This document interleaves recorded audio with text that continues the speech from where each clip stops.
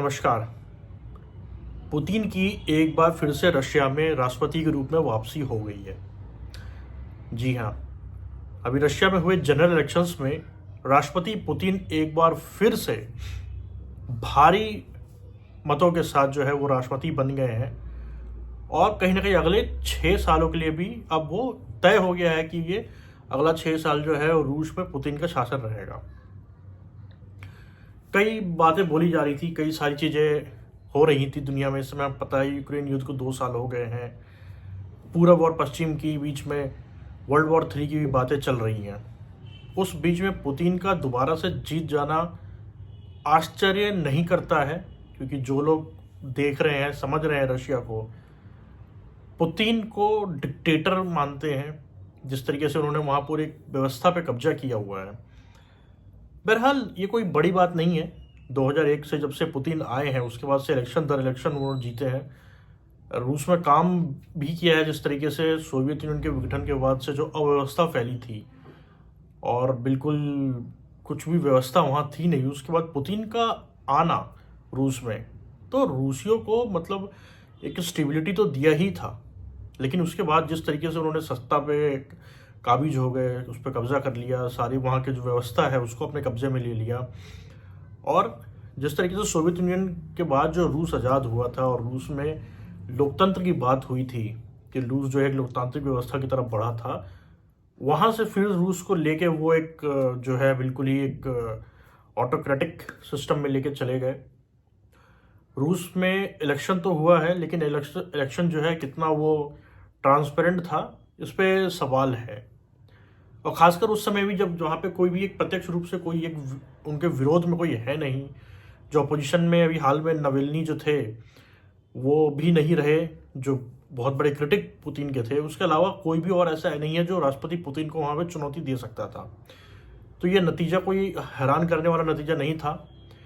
88% vote Putin को मिले और जिस तरह से पुतिन वापसी आए हैं और 6 साल का टर्म होता है तो 2030 तक तो पुतिन अब रूस में रहने वाले हैं।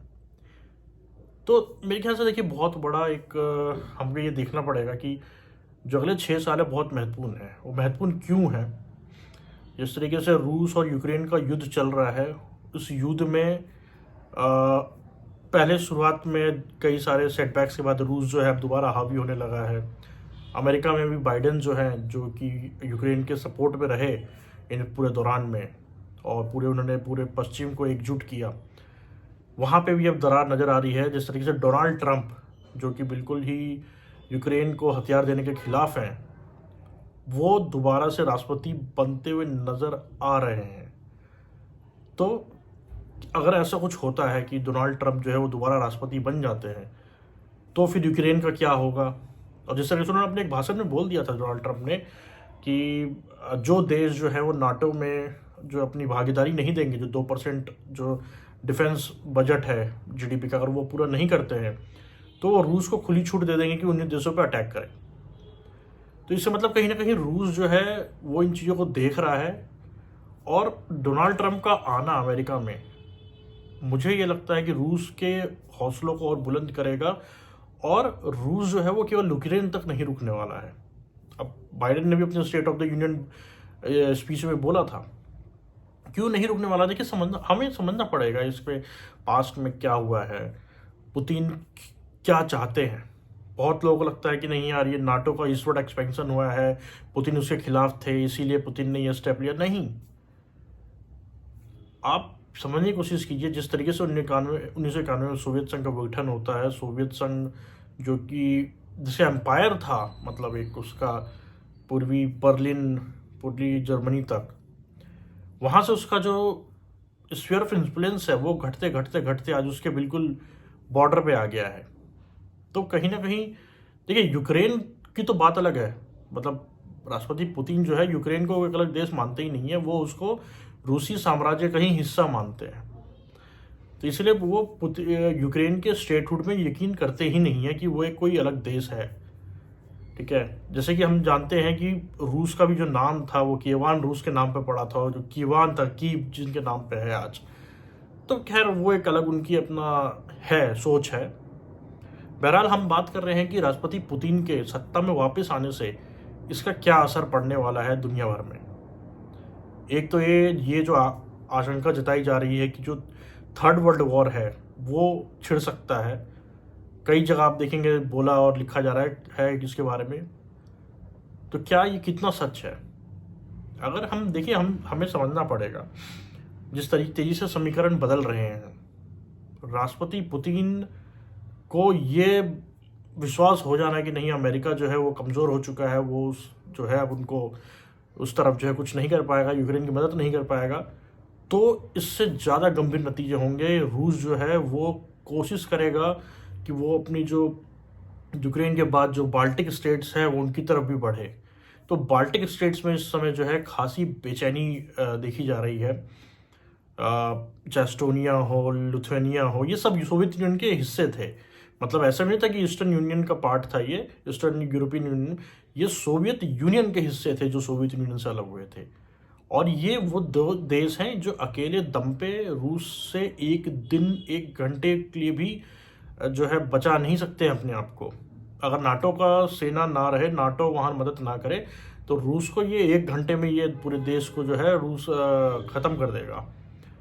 तो अब डर ये है कि क्या अमेरिका में जिस तरीके से सत्ता परिवर्तन होता है, डोनाल्ड ट्रंप आते हैं, फिर अगर वो जो है इस तरफ दिलचस्पी नहीं दिखाते हैं तो क्या उसका फ़ायदा रूस उठाएगा?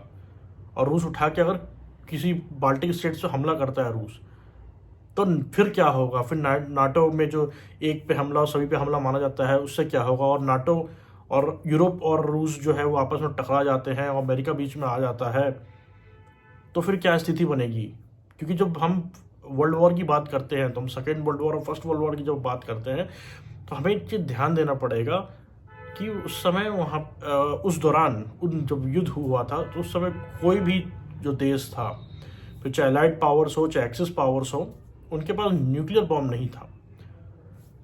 सेकेंड वर्ल्ड वॉर में अमेरिका ने न्यूक्लियर बॉम्ब बनाया था, लेकिन जर्मनी तब तक हार चुका था और जापान पे उसने उसका इस्तेमाल किया था, लेकिन केवल अमेरिका के पास था। और वो बम जो था वो इतना शक्तिशाली नहीं था जितना कि आज इन दोनों देशों के पास है, रूस के पास, अमेरिका के पास, ब्रिटेन के पास।